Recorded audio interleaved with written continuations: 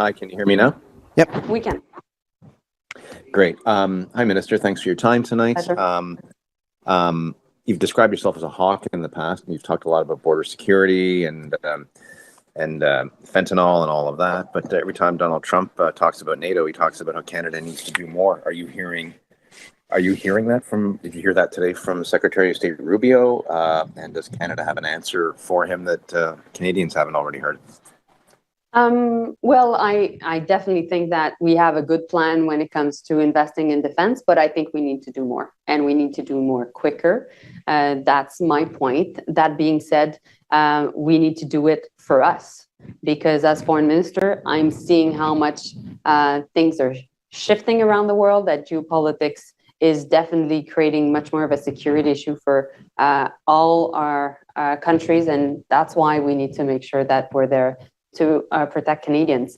When it comes to our defense partnership, we were able to talk about it, particularly when it comes to working together in the Indo-Pacific.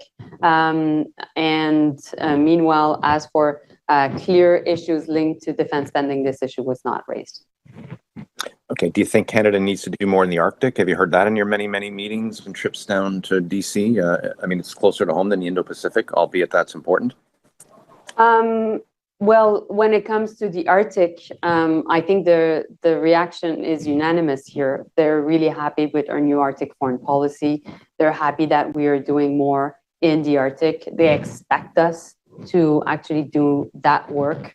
And as I mentioned when I launched the Arctic foreign policy, China and Russia are working together in the Arctic and are increasing their cooperation. So we need to make sure that ultimately we're there to protect our sovereignty, and we're there also working with the US and our Arctic allies, which are the Nordic Five, so Denmark, Sweden, Finland, Iceland, and Norway, which are all now all part of NATO, to ultimately affirm our partnership and protect our people.